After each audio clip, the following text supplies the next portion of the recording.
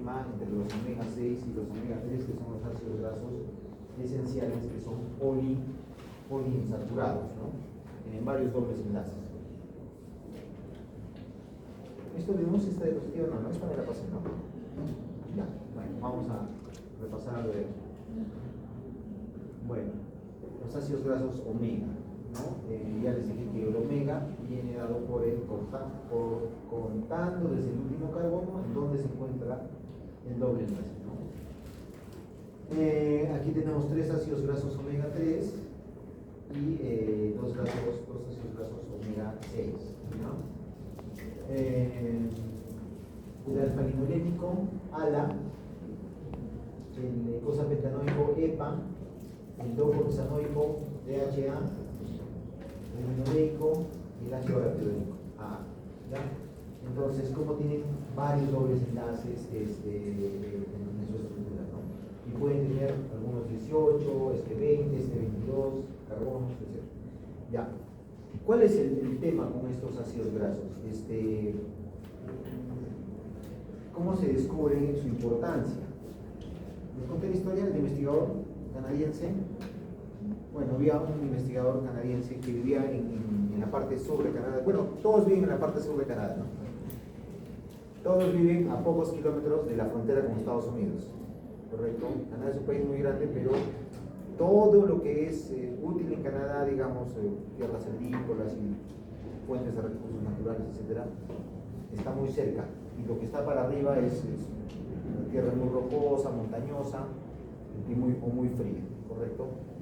Entonces este autor trabajaba en una de esas ciudades que están al sur de Canadá, pegado a Estados Unidos, y de pronto veía mucha enfermedad cardiovascular, ¿sí? Infartos, anginas, enfermedad coronaria, accidente cerebrovascular, todo lo que es derivado de la enfermedad de las arterias, que es la arteriosclerosis, ¿no? Entonces lo mandan a trabajar al norte de Canadá, donde viven los esquimales, ¿correcto? Entonces él se hace una idea y dice, acá todos estos esquimales no comen fruta, no comen vegetales, porque ¿qué comen estos tíos?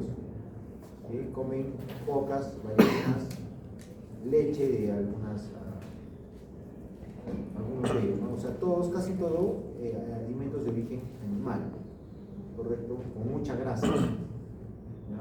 Entonces él esperó que iba a haber muchísimas enfermedades cardiovasculares y se da cuenta que no, que esta gente vivía mucho, que no se enfermaba el corazón y dijo, ¿por qué no? Entonces hay dos cosas, dos factores. Un factor genético, seguramente hay algo en la genética de esta gente que le protege, pero en el ambiente también debe haber algo que le proteja, ¿ya? Y ese algo, y él lo descubrió después, era que el aceite, las grasas de los que ellos consumían eran ácidos grasos omega 3 predominantemente, porque todos son la grasa de los animales marinos, ¿no?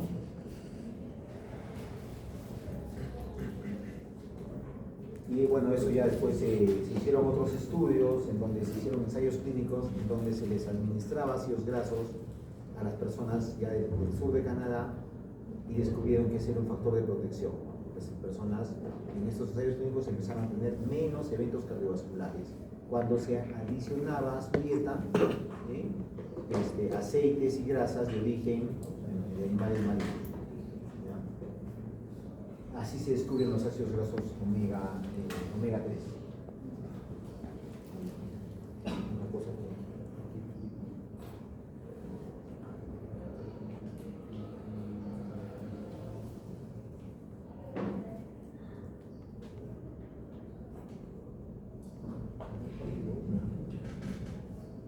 he perdido una diapositiva. Esta es. Ya, entonces aquí. Los omega 3 los omega 6 son esenciales, o sea, el cuerpo no los produce, ¿ya? Pero el cuerpo sí, a partir de estos dos, el ALA, alfa-linolénico y el linoleico, puede sintetizar los otros, ¿sí? 3 importantes, tanto omega 3 y 3 importantes omega 6. El ALA, el EPA y el DHA, omega 3, ¿sí? El ácido linoleico, el ácido gamma-linolénico y el ácido araquidónico, omega 6.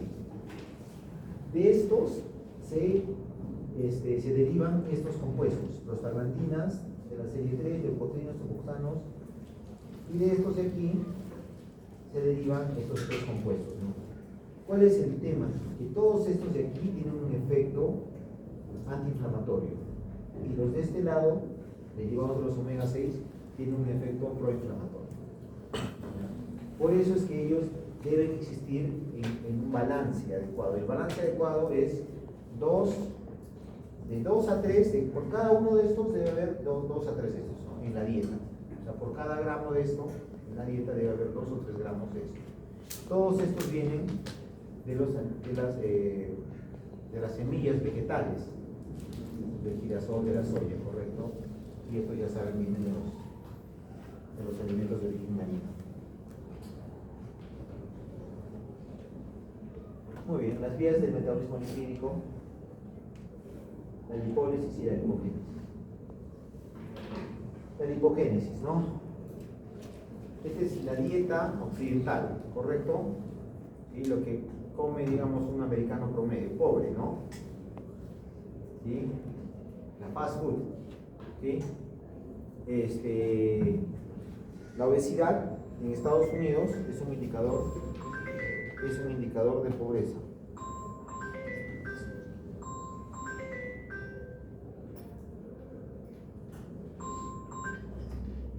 Es un indicador de pobreza, ¿sí? Las personas que tienen más dinero en Estados Unidos son más delgadas, y las personas que son más humildes son más obesas. Ya lo vamos a ver en la tercera fase. Cuando hablamos de obesidad, estamos hablando, mira lo que les voy a decir, de deficiencias nutricionales, de micronutrientes. ¿Ya? Lo vamos a reforzar. Entonces, no sé si en el Perú es lo mismo, ¿no? Habría que hacer un estudio, ¿sí? ¿Cómo medir? Bueno, la obesidad, hay varias maneras de medir la obesidad, ¿no? Desde el IMC, que no es el mejor método, ya lo veremos, el índice de masa corporal, pero hay otros métodos, ¿no? El perímetro de la cintura, por ejemplo, ¿sí? O estos métodos que pasa corriente, que se llaman bioimpedancia, para medir, ¿no? El porcentaje de masa grasa, el porcentaje de masa magra de nuestro cuerpo. Bueno, entonces, para acordarnos aquí, ¿ya? Esto quiero reforzar mucho, seguro muchos ya lo saben bien, pero para nuestros compañeros que tal vez no lo han entendido bien, porque quiero reforzar esto porque es muy importante, ¿ya? Entonces, gran parte de nuestra dieta son hidratos de carbono, ¿sí? Y casi todo de los hidratos de carbono que consumimos se absorben, igual que las grasas, casi todo se absorbe, ¿ya? O sea, entra a la sangre. Entonces, tiene que tener un destino, ¿sí? Entonces, la energía se satura, o sea, la cantidad de energía que necesitamos tiene un límite, ¿no? No tenemos una necesidad de energía que no se acaba nunca, ¿no? O sea, de acuerdo a nuestra actividad, nuestro metabolismo, la cantidad de energía que necesitamos se va a saturar y ya está. Una parte de esto, este pedacito, cubre lo que necesitamos de energía, sobre todo si somos estudiantes de medicina, ¿no? Nada más. Pero comemos esto, ¿sí? Entonces, todo eso se va a convertir finalmente en grasa, ¿no? Entonces, ya habíamos visto anteriormente cómo el metabolismo de los carbohidratos se empalma con el metabolismo de los lípidos, con la lipogénesis, y que a partir del ciclo de Krebs se bloquea. ¿Se acuerdan de la clase anterior que vimos eso? Correcto, la glicólisis termina en piruvato. El piruvato entra a la mitocondria, que se convierte en acetilcoenzima A. La acetilcoenzima A ingresa al ciclo de Krebs, ¿sí? Se une al oxaloacetato y forman el citrato. Y ahí continúa, ¿verdad? Generan los productos importantes que son el NAD y el FAT. ¿Sí? NAD y el FAT. Cuando se acumula NAD y FAT, ¿sí? Ya se produce la suficiente cantidad de energía en la célula. El NAD y el FAT bloquean a la enzima isocitrato deshidrogenasa. Entonces, ¿qué ocurre? Se empieza a acumular citrato. ¿Sí? Entonces ya no se produce más energía porque ya no se necesita más energía. El citrato se empieza a acumular y sale por la lanzadera de citrato, sale al citoplasma. Y en el citoplasma se divide en sus dos productos que lo formaron, el oxalacetato y el acetilcoato. Entonces todos los carbohidratos que ya no van a generar energía porque ya no es necesario, terminan convertidas en acetilcoenzima. Y la acetilcoenzima entra en la vía de la lipogénesis, ¿sí? En la síntesis de ácidos grasos. Por eso es que todos los panes de más que nos comemos terminan en nuestro tejido adiposo. ¿Ya? Esto ocurre a partir de esta enzima, la acetil-CoA-carboxilasa, ¿sí?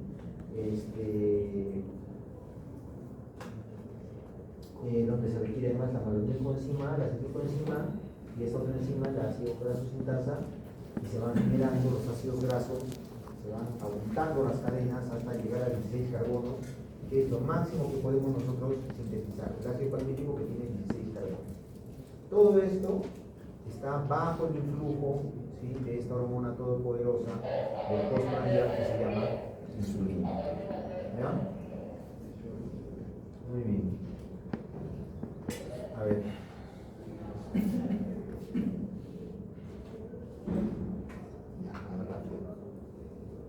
Ya. Ya, digamos, acá está la insulina y aquí está el glucagón, la adrenalina y el cortisol, ¿correcto? La insulina está en esta primera fila y aquí en esta última fila está el glucagón, el cortisol y la adrenalina. ¿Ya? Ya. Si yo estoy acá comandando esta fila, ¿qué podría ser formación de glucógeno? Podrías estar aquí, bajo mi mando.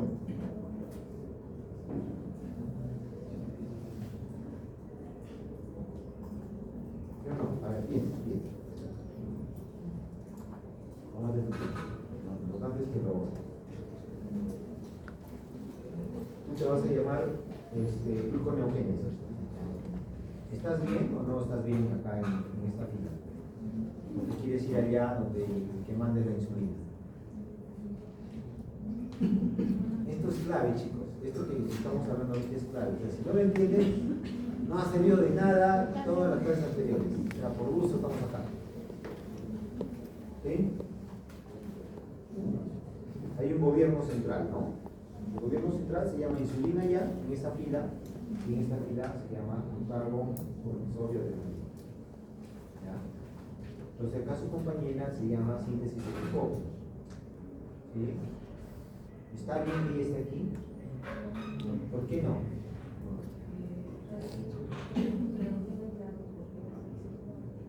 Correcto. Vamos a decirlo otra vez. ¿Sí? El glucagón, el cortisol y la adrenalina son las hormonas del ayuno. Y la insulina es la hormona de la saciedad. ¿Sí? Entonces, cuando hay glucosa, abunda la glucosa que viene del intestino, ¿qué hacen en nuestro hígado? ¿Degrada glucógeno o sintetiza glucógeno?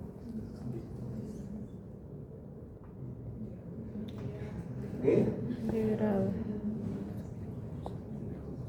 Degrada, han dicho, ya. ¿Para qué degrada? Está bien, está bien. Va a cometer un glucosa y utilizar. Pónganse a pensar, ¿ya? Está entrando glucosa del intestino, un montón de glucosa, ¿sí? Nuestro hígado, ¿qué hace? Dice, voy a degradar mi glucógeno y voy a mandar glucosa a la sangre. ¿Eso hace? ¿Qué hace el hígado? Forma glucógeno, ¿correcto? Entonces ella, que se llama degradación de glucógeno, síntesis de glucógeno, no puede estar acá, ¿correcto? Ella, la síntesis de glucógeno, ¿sí? Ese es su nombre, síntesis de glucógeno, y tiene que ir allá donde está la insulina en el postprandial, ¿correcto? Su compañera se llama gluconeogénesis, ¿sí? ¿Deben estar acá, sí o no? Sí. Sí. ¿Por qué?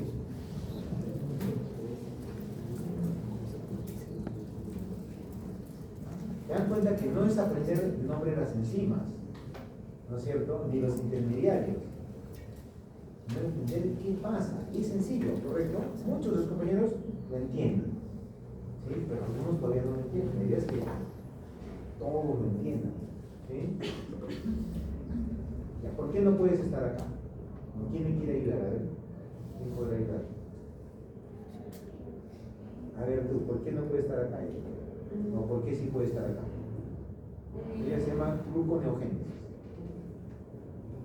¿Qué es la gluconeogénesis? ¿Ah? A partir de...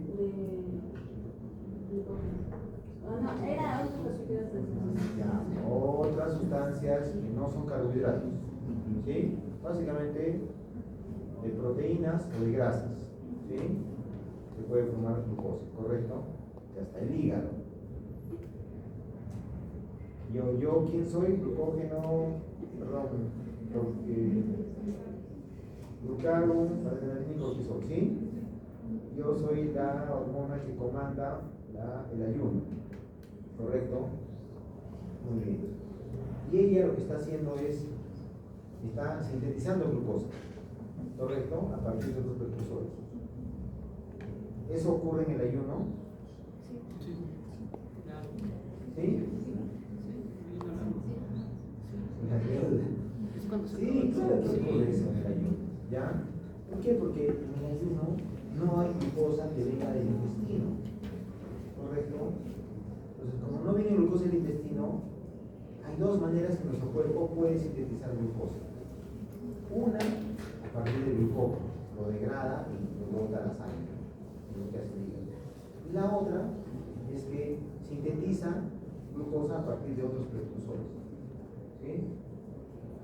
Entonces, la gluconeogénesis sí tiene que estar aquí bajo el comando de las hormonas del ayuno.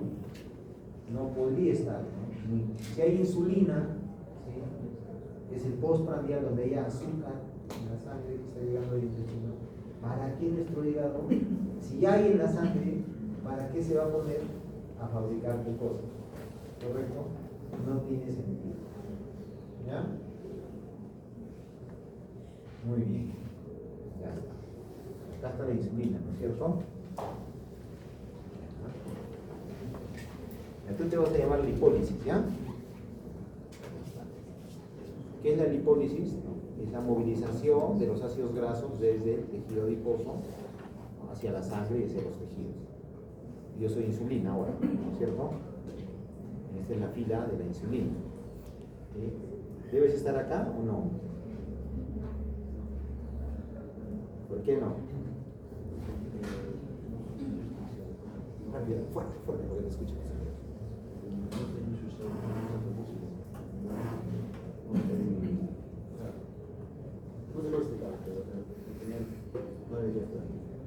Ah, ya, pero eso porque te lo ha dicho Dios. Porque tienes que dar una razón, pues. ¿Cuál es tu razonamiento? O sea, ¿por qué no puedes estar aquí? Quizás el doctor lipólisis es más estimulada, por ejemplo, el lado. Claro, o sea, pónganse a pensar, o sea, cuando yo movilizo mis grasas de mi tejido, de mi grasa periférica hacia la sangre, cuando hay saciedad o cuando hay ayuno. Cuando hay ayuno, correcto, yo soy la insulina, yo soy la hormona de la saciedad. Por lo tanto, la lipólisis no debe estar acá, sino la lipogénesis, que es justo lo que estamos diciendo ahorita, ¿no es cierto? Acá está escrito, ¿no? Todo este proceso, ¿no? La síntesis de ácido palmítico, ¿sí? Después de triglicéridos, está modulada por la insulina en una situación, ¿no? Donde abundan los sustratos energéticos en el postprandial, ¿correcto? Entonces, ¿quiénes deben estar acá? La lipogénesis, ¿sí? La formación de glucógeno, ¿sí? Y de dos maneras nosotros guardamos energía, como grasa o como glucógeno. Como glucógeno poquito y como grasa bastante. Es una reserva casi ilimitada de energía, ¿no es cierto? Casi ilimitada, ¿sí? a pesar, yo peso 70 kilos, podría llegar a pesar 150, ¿no? Seguro que no va a poder ni mover cuando pese 150, ¿no? Pero todo mi peso, todo, yo voy a hacer reserva de energía, casi todo. 80 kilos de reserva de energía. Muy bien, entonces, ¿quiénes están aquí bajo el influjo? ¿Qué procesos? ¿Sí? La formación de grasa, la formación de glucógeno y la formación de proteínas también, ¿correcto?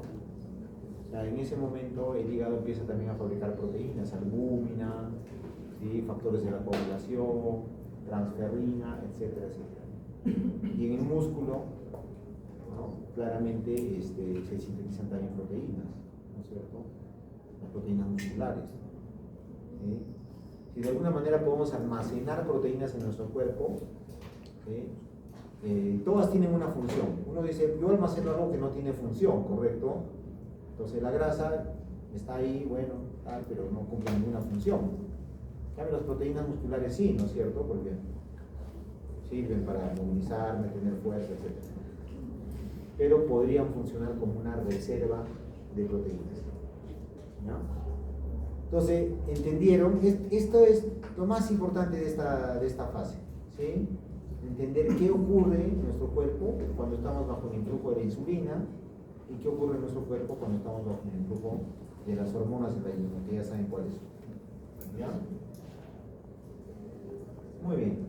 También les había dicho aquí de que para formar grasas se necesita acetil-CoA, malonil-CoA y NADPH. ¿Y quién da el NADPH? ¿Quién? La vía de las pentosas fosfato. ¿Ya? Es su función. Es la otra vía, la quinta vía importante del metabolismo de los carbohidratos, ¿no? Entonces, esta es la síntesis de ácidos grasos, ¿no? Cómo se va elongando a partir de esta hormona ácido grasos, esta enzima ácido grasosidasa, va creciendo, creciendo, creciendo y se van agregando de dos en dos carbonos en una molécula de ácido, finalmente ácido palmítico, ¿no? Esta molécula de ácido graso. Cuando ya llegamos a 16 carbonos, ¿sí? Nuestro cuerpo puede, de otra manera, no de la anterior, de otra manera elongar, agregarle algunos carbonos más. Y este mecanismo se llama elongación, ¿ya? Y también le puede agregar dobles enlaces en estas posiciones. Le puede agregar dobles enlaces y desaturar esas grasas. ¿Qué significa desaturar las grasas? Es agregarle dobles enlaces en estas posiciones. Esto ya lo vimos.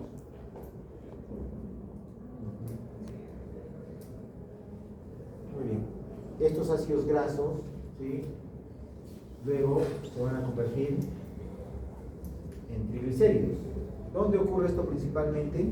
¿Dónde se forman triglicéridos?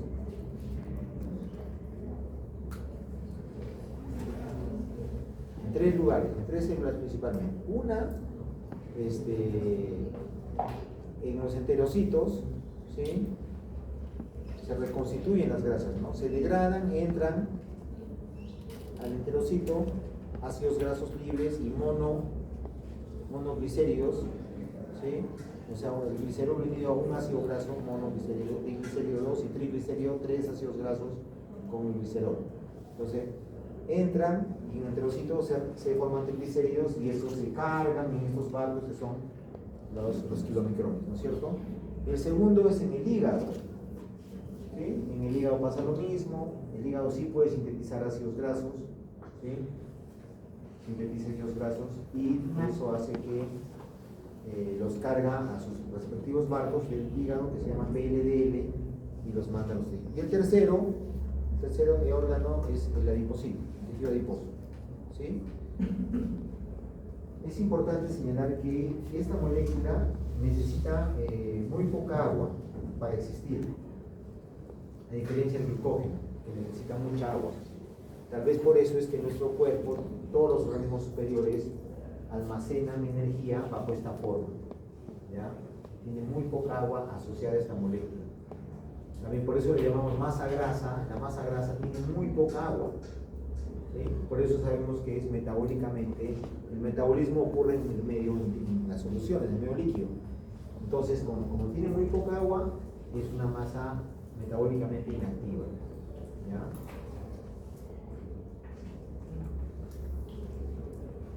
Masa grasa, acuérdense, y masa magra, ¿no? La masa magra es la que es metabólicamente activa. La masa grasa es metabólicamente inactiva. Y es inactiva ¿por qué? Porque casi no tiene agua. Muy bien. Vamos al camino contrario, la lipólisis. ¿Sí? Estamos en la vapor a grasa, la grasa está almacenada y lo que nosotros hacemos es vamos degradando los triglicéridos, ¿sí? Le vamos quitando los ácidos grasos respectivos, que son diglicéridos y luego monoglicéridos y luego finalmente glicerol, ¿sí? Y ácidos grasos. ¿Sí? Los ácidos grasos, digamos en el tejido adiposo, ¿sí? De esta forma van hacia los tejidos unidos a la albúmina. ¿Sí? Unidos a la albúmina llegan al tejido muscular, por ejemplo, y ahí van a entrar a un proceso que se llama beta oxidación, y ese proceso sirve para producir energía. ¿Ya? Estas son las fases de la lipólisis: ruptura del triglicérido, ¿sí? Activación del ácido graso, entrada del ácido graso en la mitocondria y la beta oxidación. Vamos a ver uno por uno. El ácido graso, ¿sí? Para entrar a la mitocondria, que es donde finalmente se va a quemar, ¿sí? Tiene que activarse y se activa uniéndose a la coenzima. Entonces ya no ahí se llama acil-CoA, no acetil-CoA, no confundir. El acetil-CoA es el producto de cuando el piruvato entra a la mitocondria, se llama acetil-CoA. Cuando el ácido graso entra a la mitocondria, o antes de entrar a la mitocondria, se llama acil-CoA, unido a la coenzima. ¿Ya? Recuerden, ¿no? La glucosa hace la glucólisis en el citoplasma, ¿sí? Y su producto final piruvato entra a la mitocondria. El ácido graso no, del saque ya entra a la mitocondria, activado de esta manera, y ahí es donde se metaboliza. Y por eso ponemos un horno acá, porque el objetivo de los ácidos grasos es convertirse en energía. Entonces entra al espacio intermembrana y por otra molécula, que es la carnitina, ingresa ya a la matriz mitocondrial. ¿Sí? Y ahí nuevamente, ¿no? Estas moléculas, esto ya lo han visto en bioquímica seguramente, que transportan a través de la membrana mitocondrial, de la bimembrana, porque la mitocondria tiene dos membranas, ¿correcto? ¿Sí? Se llaman las lanzaderas, ¿no? Y la lanzadera de citrato, la lanzadera de carnitina, ¿sí? Se ingresa la carnitina acá y luego la acilcarnitina, perdón, y luego ya la carnitina se libera, nos queda el ácido graso, y este ácido graso entra en la beta oxidación. Entonces la beta oxidación es un proceso en donde el ácido graso en cada vuelta que dan, es un ciclo, ¿sí? Va perdiendo dos carbonos y en este proceso va generando estos intermediarios, NADH, FADH, y ya sabemos que el NADH y el FADH, ¿a dónde van? ¿Cuál es el destino del NADH y el FADH?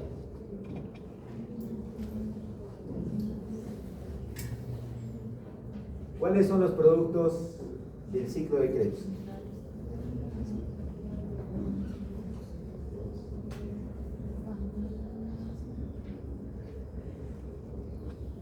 ¿Dónde va el NADH y el FADH? Ya me está preocupando.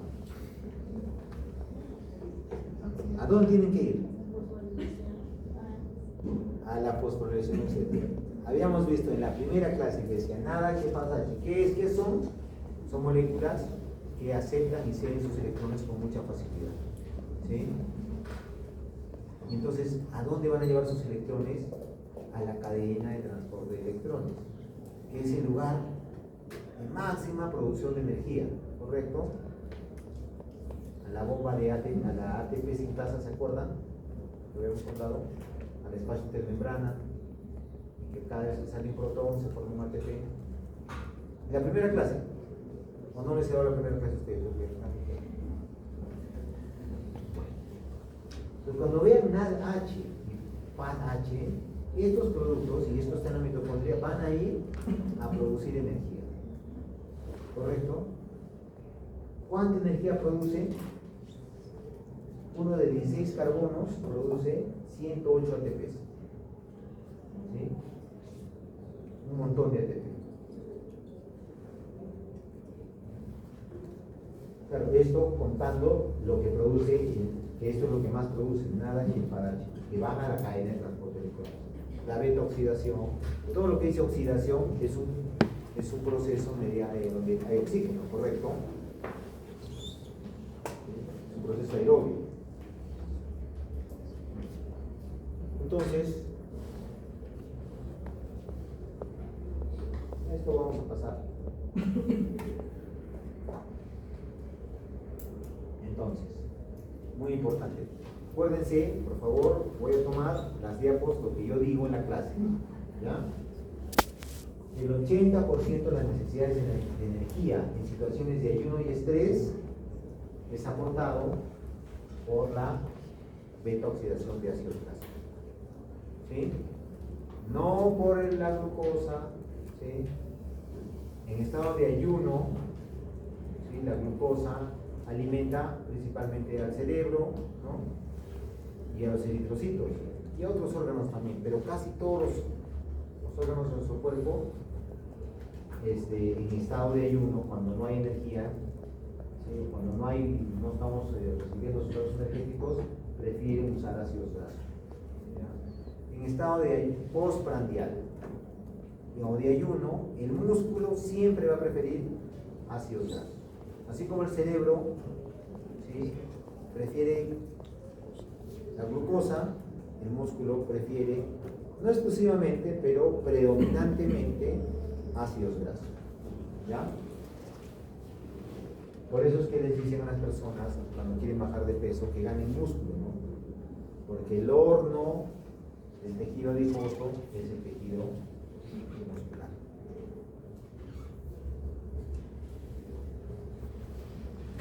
Muy bien. Vamos a pasar.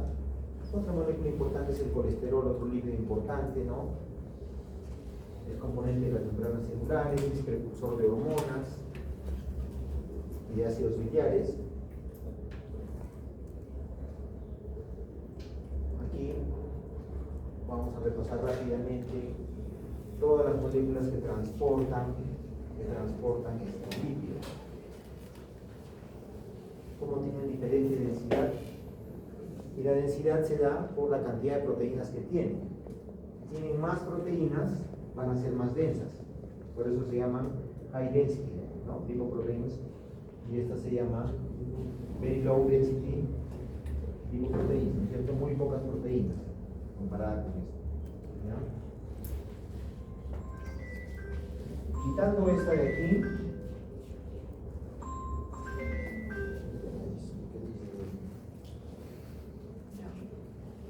esta se forma en el enterocito, ¿correcto?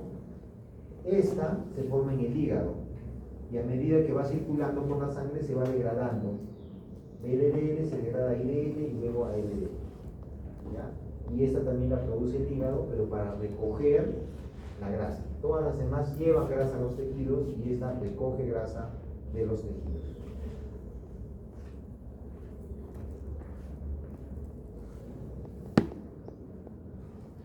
Muy bien, vamos a avanzar un poquito por aquí. Ya. Los cuerpos cetónicos, esto es importante, ¿ya? Cuando ocurren estas dos situaciones, la lipólisis y la gluconeogénesis, ahí abunda este insumo, que es el acetilcoenzima A. ¿Ya? Entonces el acetilcoenzima A se unen dos acetilcoenzima A y a partir de esta molécula acetoacetilcoenzima A se genera el primer cuerpo cetónico, que es el acetoacetato. ¿Ya? A partir de se genera la acetona. Cuando pierde un carbono se hace más chiquito, descarboniza y pierde un carbono, ¿ya? Y el otro, el beta-hidroxibutirato. Estos son los tres. Como les dije la otra vez, se puede respirar respirar y es lo que nos da el aliento cetósico. Los otros dos pueden ser fuente de energía para el cerebro. El cerebro y otros órganos, también el hígado, pero el cerebro en situaciones especiales de ayuno prolongado puede utilizar cuerpos cetónicos para producir energía.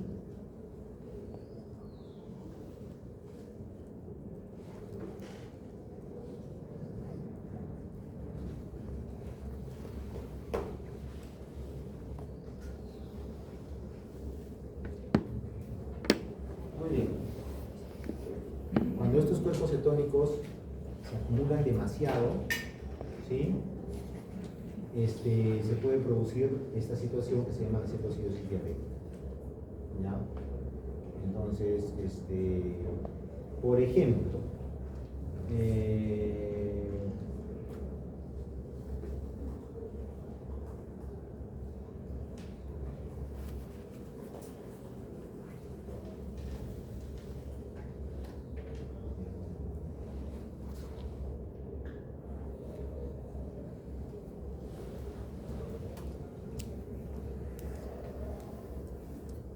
esto es común, por ejemplo, en los diabéticos cuando no hay insulina, ¿ya? Que contrarregule este proceso. En los diabéticos tipo 1 sobre todo. Terminamos con esto, los lípidos. Esta es la dieta americana estándar. La mayor parte de lo que comemos en los países occidentales son carbohidratos, 55%. Luego 30% de grasas y 15% de proteínas. Esto, por ejemplo, es una dieta cetogénica. Una dieta cetogénica es una dieta que baja la cantidad de carbohidratos a un nivel mínimo, ¿ya?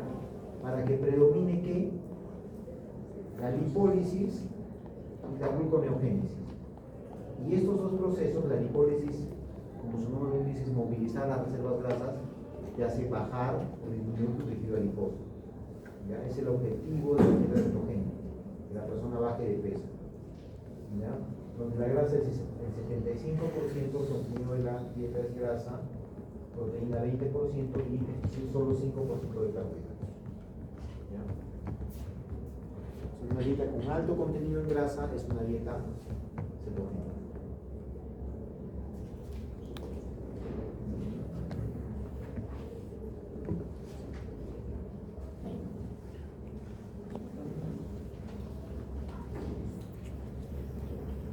Vamos a ver rápidamente la proteína. Quiero ir a la parte final más que a la parte de metabolismo para hacer algunos ejercicios. Los aminoácidos, como ustedes saben, las proteínas están formadas por aminoácidos. Los aminoácidos son moléculas que tienen un grupo carboxilo, un grupo amino que tiene nitrógeno. De todas las que hemos visto, grasas, carbohidratos, todas son carbono, hidrógeno y oxígeno, ¿no? Esta tiene nitrógeno. Y la importancia es que eso le permite ser estructura de nuestro cuerpo. Y tiene una cadena lateral, el grupo R. Se pueden clasificar de múltiples maneras los aminoácidos cíclicos, los aminoácidos acíclicos, por ejemplo. No voy a preguntar nada de esto, simplemente es una manera. Otra manera de clasificarlos, esto sí es muy importante, los esenciales, los no esenciales y los semi-esenciales. Los esenciales son los que sí o sí tenemos que consumir en la dieta, eso ya lo saben. Y los semi-esenciales son los que en ciertas condiciones, por ejemplo, crecimiento o enfermedad aguda, sí o sí tenemos que consumirlos, porque los requerimientos no se pueden cubrir, entonces son que sí o sí se tienen que consumir. Ahora vemos la estructura de las proteínas. La estructura primaria es la secuencia de aminoácidos.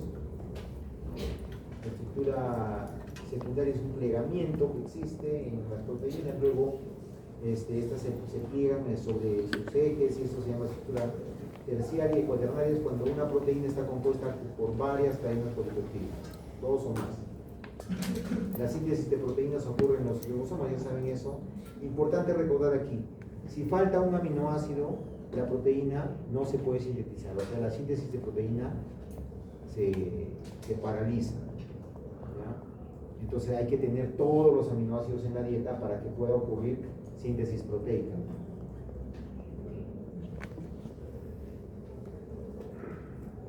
Los aminoácidos tienen dos rutas anabólicas, una anabólica y una catabólica.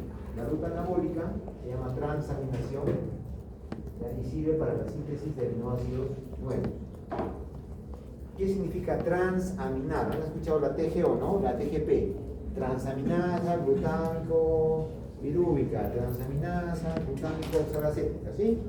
TGO, TGP, que todos los días ven en los hospitales que le piden a los pacientes, ¿sí? ¿Qué es una transaminasa? Son enzimas del hígado que transfieren un grupo amino de un aminoácido a otro. ¿Qué están haciendo? Están sintetizando otros aminoácidos, ¿correcto? A partir de los esenciales se fabrican todos los demás. ¿Cómo? Con transaminación. ¿Ya? Entonces yo puedo comer solo aminoácidos esenciales y a partir de ellos generar todos los demás por transaminación, transfiriendo grupos amino. ¿Ya? La ruta catabólica es la desaminación. ¿Qué es la desaminación? La desaminación es quitarle el grupo amino.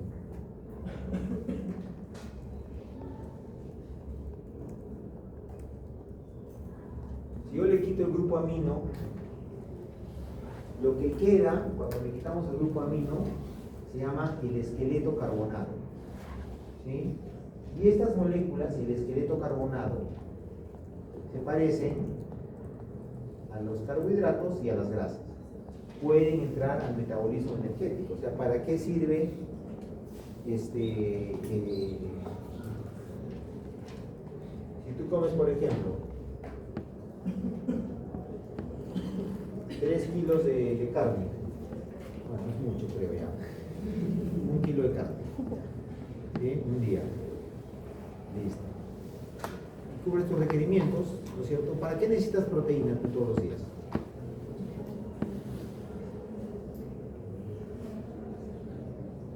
¿Para qué necesitas proteína?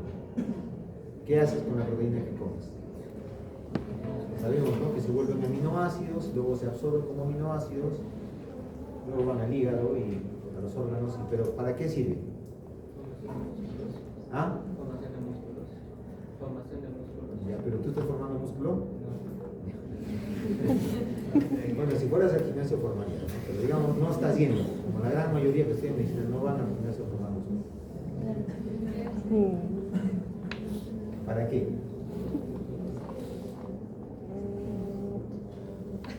Hablamos en la primera clase, todas las moléculas de nuestro cuerpo, todos los tejidos de nuestro cuerpo tienen un tiempo de vida medio, ¿sí? Se van degradando. También el tejido muscular se va degradando, ¿sí? Entonces nosotros reponemos esas proteínas que se van degradando, ¿sí? Entonces, ¿para qué nos sirven las proteínas que comemos? Para reponer a las proteínas que vamos perdiendo. Todos los días perdemos y formamos nueva proteína. ¿Correcto? Si se acuerdan de es algo que le van a decir mucho los pacientes. Si doctor, ya no me saque sangre, todos los días me sacan. Se me va a acabar la sangre, ¿no? ¿Les han dicho o no? ¿Han escuchado eso alguna vez?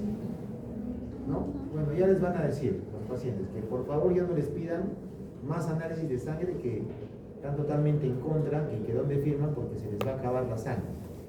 ¿Sí? Los pacientes no saben que todos los días nuestras células sanguíneas mueren, ¿no? Y nuestra médula ósea fabrica nuevas células sanguíneas. ¿De dónde saca la materia prima? De las proteínas. ¿Correcto? Principalmente. Entonces, la desaminación es quitarle el grupo amino, ¿sí? Es destruir aminoácidos, ¿no? Para destruir. Destruye los aminoácidos, la parte del esqueleto carbonado, lo que queda después de quitarle el grupo amino, el esqueleto carbonado puede ir a generar energía y la otra parte va al ciclo de la urea para ser expulsado por la urea. ¿Sí? Si ustedes se dan cuenta, esa es una ruta de excreción, ¿no? De eliminación. Entonces,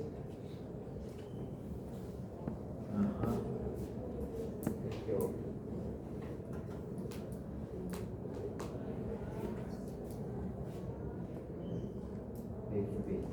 Ahí va. Esta es la TGO. Tengo muy mala memoria, chicos.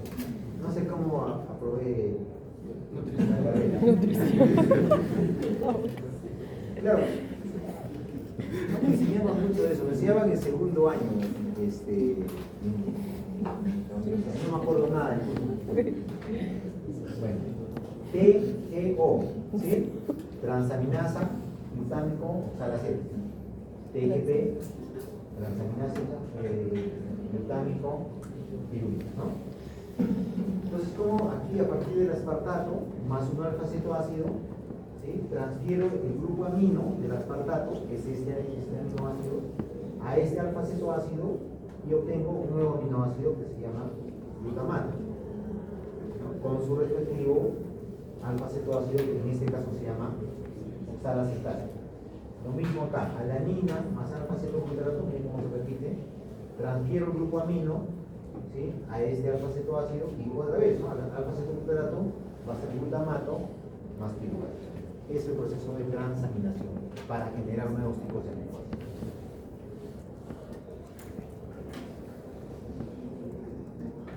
Y la desaminación, como ya les había dicho, ¿no?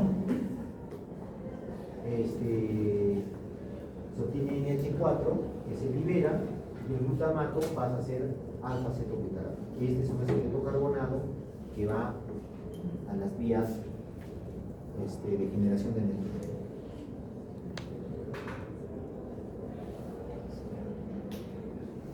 Bueno, el ciclo de la urea, ustedes saben que la urea es el producto de desecho de los grupos amino. La única manera de excretar grupos amino en la orina y en el aparato de digestivo, pero principalmente en la orina.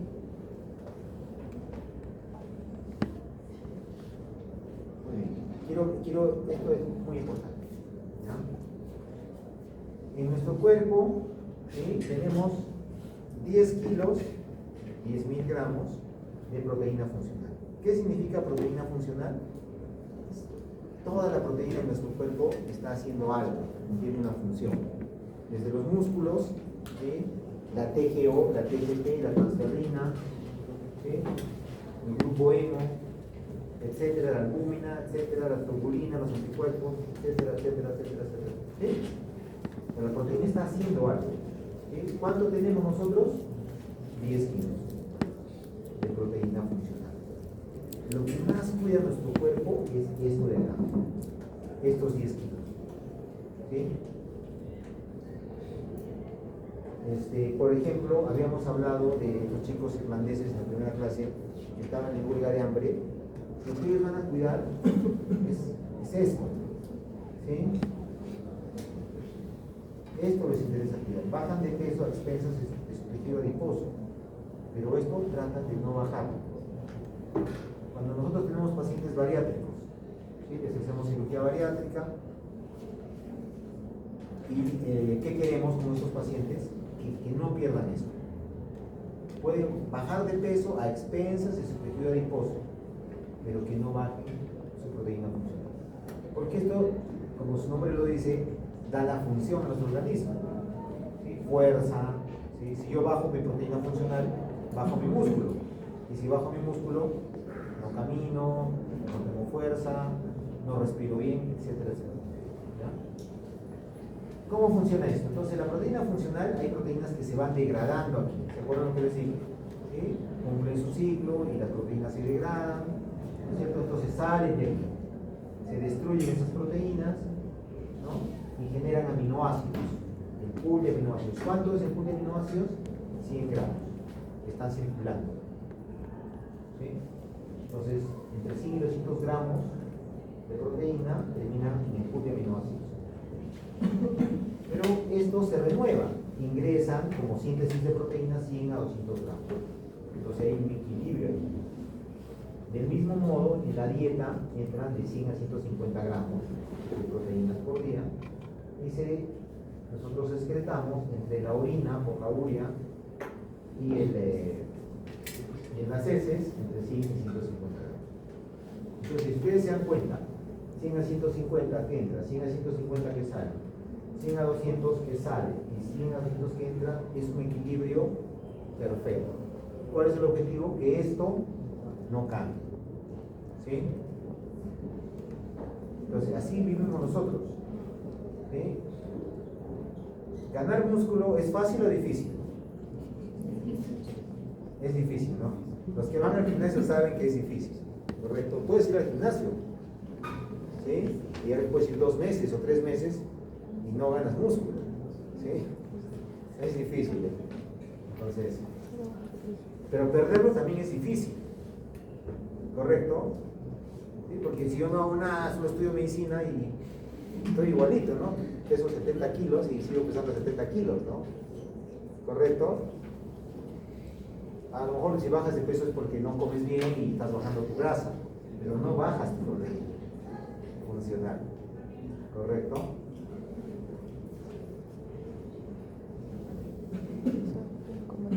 Miren, todo lo que es el recambio de vía de proteínas, ¿no? Las células intestinales, los tejidos de más rápida rotación, turnover, le llaman en inglés eso, ¿sí? Son las células del intestino, las que mueren y se renuevan más rápido, y las células hematopoyéticas, ¿sí? Entonces todos los días mueren esas células, se degrada esa proteína y forma nueva.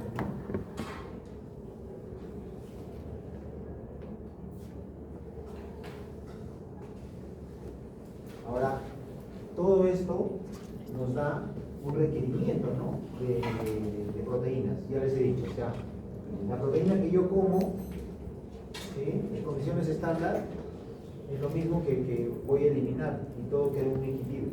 ¿Cuánto? Una persona adulta no deportista, 1 gramo kilo. ¿Cuánto necesitas? 1 gramo kilo.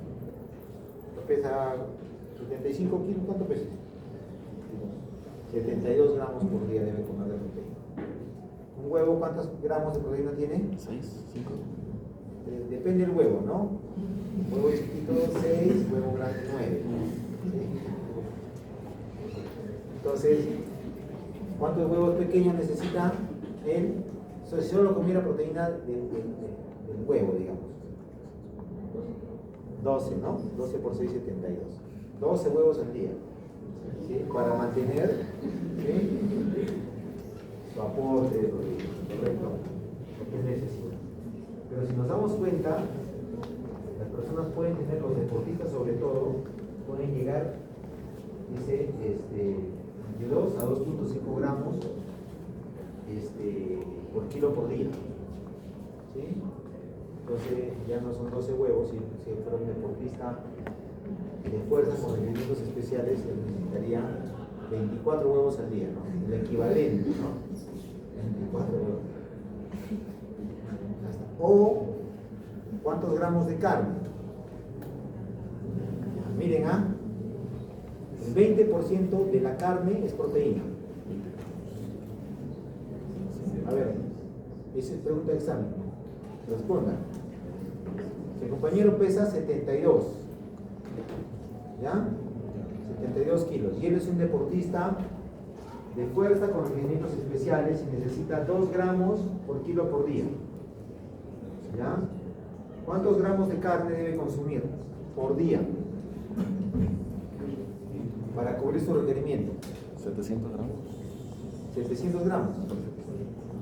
¿Seguro? Ya está, todos tienen 700, yo confío en ustedes, ¿ah? ¿Alguien tiene? Eso va a preguntar en el examen. ¿Otra vez? Sí. Ya. Listo. La pregunta dice así. ¿Sí?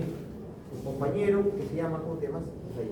Brian, es un deportista de élite, y su requerimiento diario de proteínas es de 2 gramos por kilo, requerimiento diario es 2 gramos por kilo.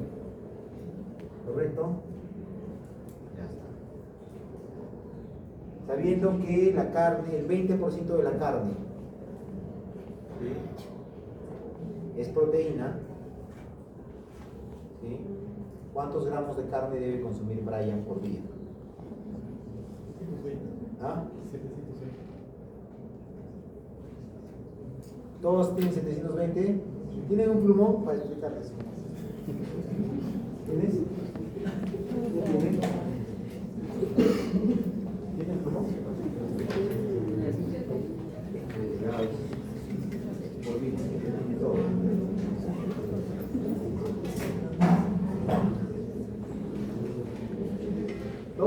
ya o alguien no lo tiene?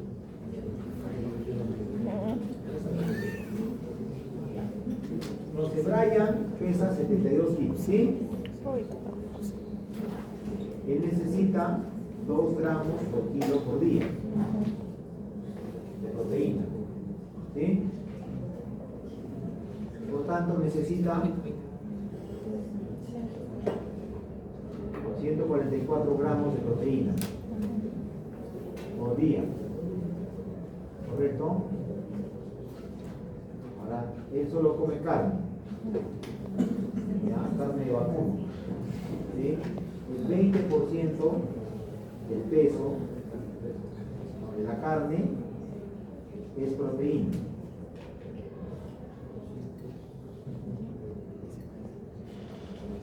¿Correcto? Entonces yo quiero convertir 144 gramos de proteína a gramos de carne. ¿Sí? Entonces yo digo, puede ser una regla de 3 simple, ¿no? 144 gramos es el 20%, ¿no?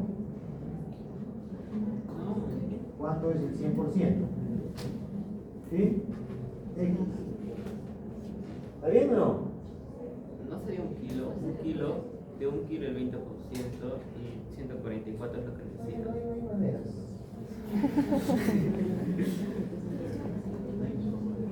Bueno, a ver, No, ¿cómo lo haces tú? no, está bien, está bien. No, pero Es lo mismo, ¿no? Es multiplicar por 5. O sea, si la quinta parte, 20% de la quinta parte, ¿no es cierto? Es proteínas, entonces para hallar todo lo multiplico por 5, ¿no? Porque esto es la quinta parte, ¿sí? Por 5 sale 720, ¿no? ¿Cuánto trae un filete? Hay filetes de 200 y de 400, de 300, ¿de 400 hay? casi un kilo de carne. Casi 1 kilo de carne por día, ¿no? 3 cuartos de carne. Está claro, ¿no? Tomando en cuenta que carne Entonces eso va a ser pregunta de examen. Muy bien. Balance nitrogenado. ¿Qué es el balance nitrogenado? Balance nitrogenado es una manera de medir el balance de proteínas de nuestro cuerpo. ¿Sí?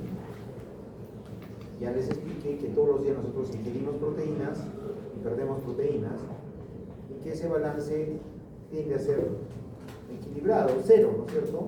Lo que ingresa versus lo que sale es cero.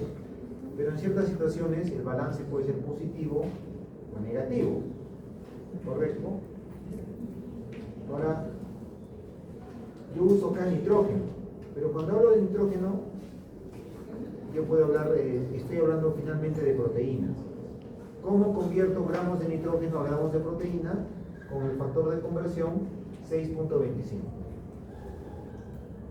¿Sí? Si yo soy nitrógeno y quiero volverme proteína, la proteína es grande, ¿no es cierto? Me vuelvo muy chiquito. Entonces me multiplico por 6.25 y me vuelvo proteína. Ahora, si tengo gramos de proteína y quiero, ¿sí?, volverme nitrógeno, me divido, volverme pequeño, ¿no? Me tengo que dividir entre 6.25 y me vuelvo nitrógeno. ¿Ya? Muy bien, muy bien. Acá nuestro amigo Brian, anoten, pregunta de examen. Brian dice, Brian, deportista de alto rendimiento, ha tenido un balance nitrogenado positivo, ¿sí?, de más 5 gramos todos los días durante un mes.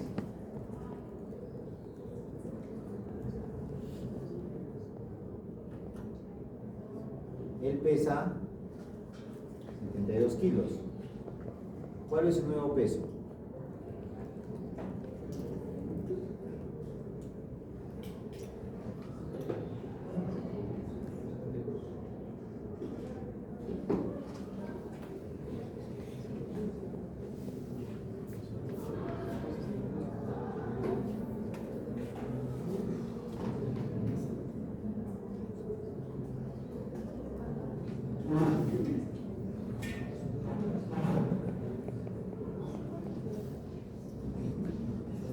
balance nitrogenado es por día, ¿correcto? Yo no sé cuánto ingiere ni cuánto excreta. ¿Cómo lo puedo descubrir esto? Le hago, es la suma de estas dos cosas. Este es el nitrógeno ureico en orina de 24 horas. Es algo que le podemos pedir. ¿Sí? Yo pongo mi hojita del laboratorio, medir orina, nitrógeno ureico en orina de 24 horas. ¿Qué hace el del laboratorio? Viene y le dice, señor, todo lo que orine de hoy día hasta las 7 de la mañana de hoy, 7 de la mañana, lo va a orinar acá esta botella. Entonces entrega su orina de 24 horas. Eso lo llevan al laboratorio y miden los gramos de nitrógeno que tiene esa orina. ¿Sí? Entonces es nitrógeno ureico en orina de 24 horas. Y luego decimos, más nitrógeno fecal, ¿cuánto es? 2 a 3 gramos día. ¿Sí? Lo decimos por, ya se ha estudiado, no lo medimos eso. ¿Sí? Lo asumimos que es una constante. Entonces esto es el nitrógeno excretado. ¿Ya? Digamos que va a ser 2, ¿ya? Es 2 gramos acá y acá 10, 12. Entonces su compañero Brian todos los días, ¿sí?, elimina 12 gramos de nitrógeno, 10 en la orina y 2 en las heces. ¿Sí? Entonces, ¿cuánto es lo que él ingiere de nitrógeno? 17, porque nosotros hemos dicho que todos los días él tiene un balance de 5 gramos. Ya hemos dicho que eso lo ha ocurrido por un mes. ¿Cuánto es un mes? 30 días. Entonces el balance que él tiene acumulado son 150 gramos de nitrógeno que ha ganado en un mes, ¿correcto? Ahora yo voy a volver eso a gramos de proteína. ¿Ya? ¿Qué hago? Quiero convertir nitrógeno a proteína. ¿Qué hago? Lo multiplico por 6.25. ¿Correcto? ¿Cuánto sale? ¿Ah? 900 gramos, ¿no? En esos 30 días. ¿Sí? ¿Cuántos gramos tenemos de proteína funcional? ¿Ah? 10 kilos, 10.000 gramos. Pero ya Brian no va a tener 10.000 gramos. ¿Cuánto va a tener? Casi 11.000 gramos, ¿no? 10.937 gramos. Entonces, eso es lo que ha ganado en gramos de proteína. Pero ahora vamos a ver cuánto ha ganado en gramos de músculo. ¿Qué hago con esto? Lo multiplico por... ¿Ah? ¿De cuánto?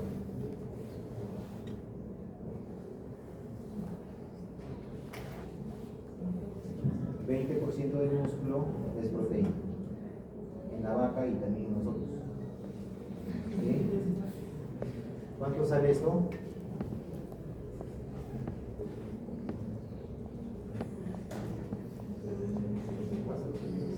¿Ah? 4.687 gramos. ¿Cuánto es eso? 4.6 kilos. Él pesaba 72. Ahora más 4.6, ¿cuánto pesa? 6.6 kilos. Teniendo un balance positivo de más 5 gramos de proteína. ¿Sí? Seguramente está comiendo mucha proteína y está haciendo mucho ejercicio. ¿Sí? ¿Está claro? No está claro. Ya, otra vez, ya. Yo soy músculo, ¿sí? Quiero volver proteína. ¿Qué hago? Me multiplico o me divido entre 5. El músculo es grande, ¿no es cierto? La proteína es chiquita. ¿Sí? Entonces, si yo soy músculo, soy grande, y quiero volver una proteína, me divido entre 5. Entonces, me vuelvo vuelvo proteína. ¿Sí? Ahora yo soy proteína y me quiero volver nitrógeno. ¿Me multiplico o me divido entre 6.25? Me divido porque no es más chiquito. Ahora, yo soy nitrógeno y quiero volverme proteína. El nitrógeno es pequeño, una molécula pequeña. Para volverse proteína, que es una molécula más grande, se multiplica por 6.20. Y ahora tengo proteína, que sigue siendo una molécula. Y me quiero volver un tejido, que es un músculo. Me multiplico por 6.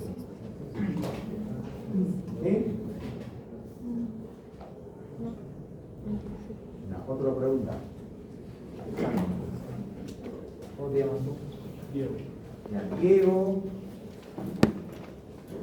hace huelga de hambre porque la presión está muy cara y tiene un balance nitrogenado diario de -2.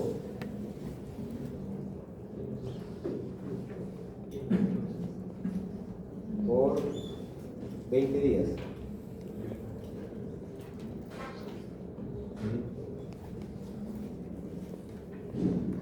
¿Cuánta masa muscular pierde Diego?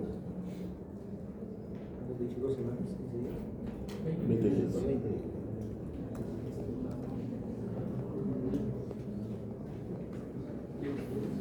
El balance nitrogenado es unos 2 gramos de nitrógeno por día, ¿no? Pero se utiliza menos de 10 minutos. ¿Está bien? Pierde 1 kilo 250. O sea, perdió 1 kilo de músculo. ¿Ya todos llegaron a eso? Pero ya saben cómo llegar. Luego no se quejen, ¿eh? Ahí está el examen. ¿Se han entendido, no?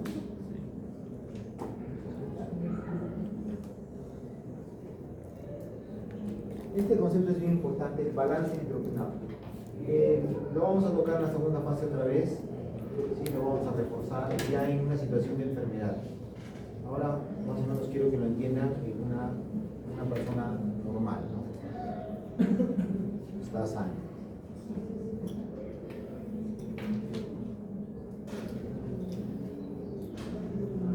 Pero vamos a terminar con la calidad de las proteínas.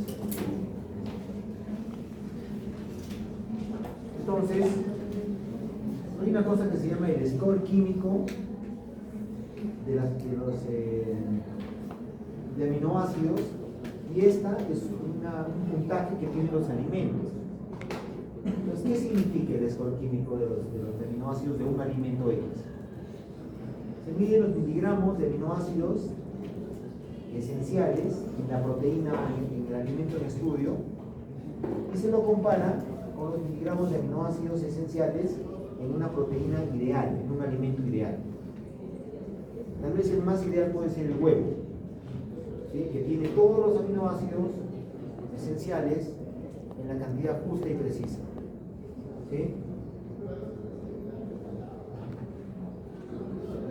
Entonces, cuanto más se acerque, ¿sí?, en todos los aminoácidos esenciales a 1, significa que está más cerca de ser un alimento que tiene todos los aminoácidos esenciales. Entonces ya sabemos que si tiene todos los aminoácidos esenciales va a permitir la síntesis proteica sin ningún problema. ¿Sí? Si no tiene todos los aminoácidos esenciales, ¿sí?, si solo nos alimentamos de este alimento teórico, ¿sí?, no va a ocurrir síntesis proteica, porque para sintetizar proteínas necesitamos todos los aminoácidos esenciales. ¿Ya? Este es el patrón de esta proteína patrón, digamos, este alimento ideal, ¿no? ¿Cuántos miligramos de histidina debe tener por gramo de proteína de isómero? Sí, estos son todos los aminoácidos esenciales, ¿correcto? Esto obviamente no lo voy a preguntar, ¿no? Pero lo que mide es el contenido, estos scores miden el contenido de aminoácidos esenciales. Pero además le agregan otro factor que es la digestibilidad y la biodisponibilidad, o sea, cuánto se digiere y cuánto se absorbe finalmente. Porque podemos tener un alimento que tenga todos los aminoácidos esenciales, como la leche, por ejemplo, pero la persona es intolerante y no todo se va a absorber, mucho de eso se va a perder, ¿correcto? O podemos tener un alimento que tenga todos los elementos esenciales, pero que es difícil de digerir. Muchos de eso se va a perder en las heces, por ejemplo. Entonces, de acuerdo a eso, a estos tres conceptos, contenido y aminoácidos esenciales, digestibilidad y biodisponibilidad, que es absorción, podemos ver aquí, por ejemplo,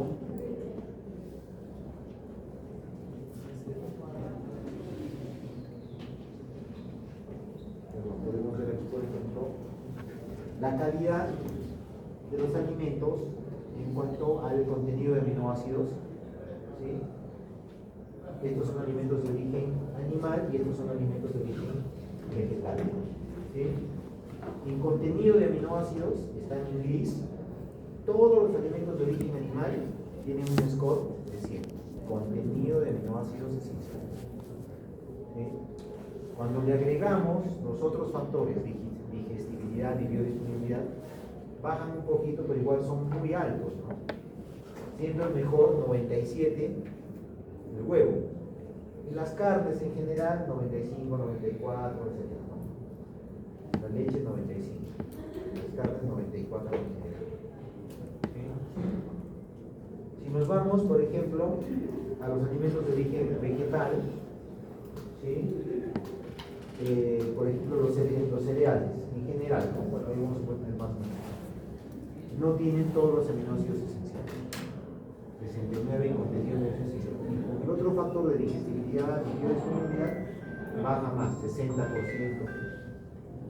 O sea, los alimentos de origen animal, en cuanto a su calidad como alimentos proteicos, son muy superiores a los alimentos de origen vegetal. Ya estoy terminando.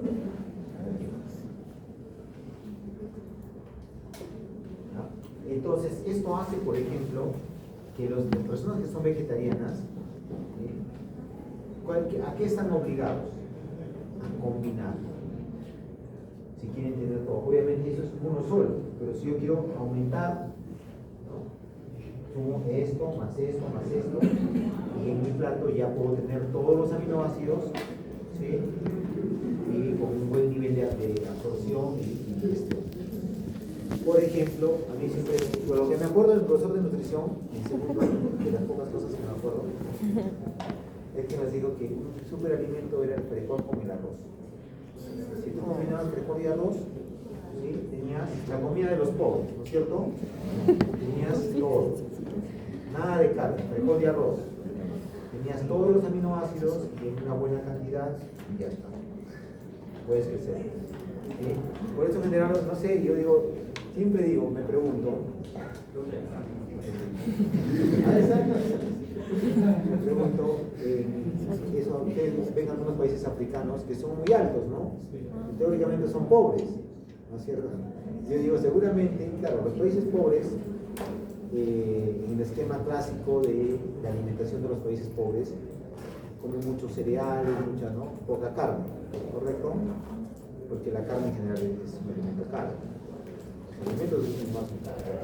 Y digo, de alguna manera estos negritos comen, hacen buenas combinaciones acá, ¿no es cierto? Tienen todos sus aminoácidos, son grandes, ¿no?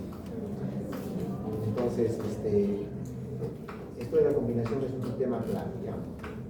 Por eso ser vegetariano es difícil. El vegetariano tiene que estar todo el tiempo viendo esto de acá. Contenido de aminoácidos, cómo combinar, qué combinar. Y ahí están cocinando sus cositas, ¿no? Mezclando muchas cosas para poder llegar. El vegetariano que dice arroz con alverjitas, bueno, ¿no? O fideo con, no sé, con alguna cosa ahí, nada, está en nada, ¿no es cierto? Se está alimentando muy mal. No es vegetariano. Ya, lo vamos a dejar ahí, ya no lo vamos a completar.